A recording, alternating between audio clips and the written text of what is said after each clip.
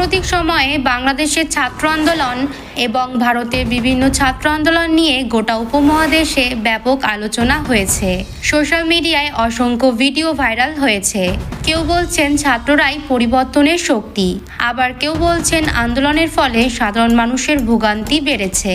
তাহলে আসল সত্যটা কি? বাংলাদেশের ছাত্র আন্দোলন কেন শুরু হয়েছিল? ভারতে কেন বারবার ছাত্ররা রাস্তায় নামেন? প্রশ্নপত্র ফাঁস, নিয়োগে অনিয়ম, কোটা ব্যবস্থা, এসবের সঙ্গে ছাত্র আন্দোলনের সম্পর্ক কি?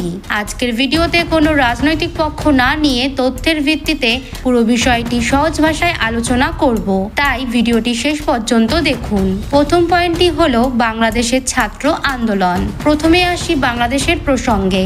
বাংলাদেশে ছাত্র আন্দোলনের সূচনা হয় সরকারি চাকরির কোটা ব্যবস্থা নিয়ে শিক্ষার্থীদের অসন্তোষ থেকে। অনেক শিক্ষার্থীর দাবি ছিল নিয়োগে মেধার মূল্যায়ন আরও বেশি হওয়া উচিত এবং কোটা ব্যবস্থায় পরিবর্তন আনা দরকার। এই দাবিকে সামনে রেখে দেশের বিভিন্ন বিশ্ববিদ্যালয়ে আন্দোলন শুরু হয়। ধীরে ধীরে আন্দোলন আরও বড় আকার ধারণ করে। দেশের বিভিন্ন জায়গায় বিক্ষোভ, মিছিল ও প্রতিবাদ কর্মসূচি অনুষ্ঠিত হয়। পরিস্থিতি যত এগোতে থাকে ততই উত্তেজনা বাড়তে থাকে। কিছু জায়গায় সংঘর্ষ, ভাঙচুর এবং প্রাণহানির ঘটনাও ঘটে। এই ঘটনাগুলো আন্তর্জাতিক সংবাদ মাধ্যমেও গুরুত্ব পায়। সরকার পরিস্থিতি নিয়ন্ত্রণে বিভিন্ন পদক্ষেপ নেয়। অন্যদিকে আন্দোলনকারীরা তাদের দাবিতে অনড় থাকেন। পরে আদালতের সিদ্ধান্ত, সরকারি ঘোষণা এবং বিভিন্ন প্রশাসনিক পদক্ষেপের মাধ্যমে পরিস্থিতি পরিবর্তনের চেষ্টা হয়। এবার আসি ভারতের প্রসঙ্গে।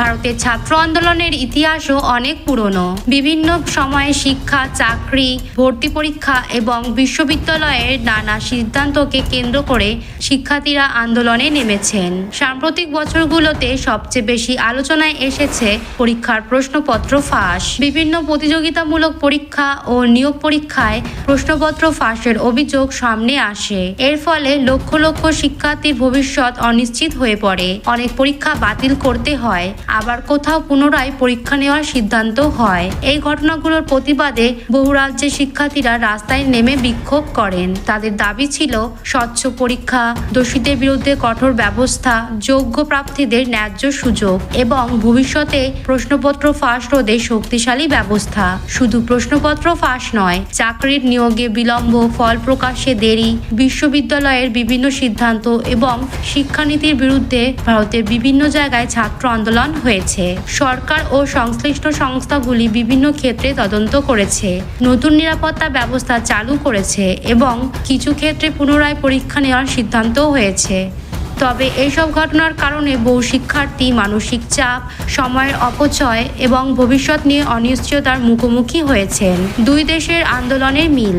এখন প্রশ্ন হলো, দুই দেশের ছাত্র আন্দোলনের মধ্যে মিল কোথায়? সবচেয়ে বড় মিল হলো দুই দেশের শিক্ষার্থীরা নিজেদের অধিকার এবং ভবিষ্যতের দাবিতে আন্দোলন করেছেন। দুই দেশের শিক্ষার্থীরা মনে করছেন যে তাদের সমস্যার সমাধান হওয়া দরকার। দুই দেশেই আন্দোলনের খবর সোশ্যাল মিডিয়ায় ব্যাপকভাবে ছড়িয়ে পড়েছে এবং দুই দেশের সাধারণ মানুষ বিষয়টি নিয়ে বিভক্ত মতামত প্রকাশ করেছেন। পার্থক্য কোথায়? তবে পার্থক্য রয়েছে। বাংলাদেশের আন্দোলন দ্রুত জাতীয় পর্যায়ে বড় রাজনৈতিক সংকটের রূপ নেয় এবং তার প্রভাবে অনেক বিস্তৃত হয়। অন্যদিকে ভারতের অধিকাংশ ছাত্র আন্দোলন নির্দিষ্ট কোনো বিষয়, যেমন প্রশ্নপত্র ফাঁস, ভর্তি পরীক্ষা, নিয়োগ বা শিক্ষা সংক্রান্ত সিদ্ধান্তকে কেন্দ্র করে হয়েছে। অর্থাৎ দুই দেশের আন্দোলনের প্রেক্ষাপট এক নয়।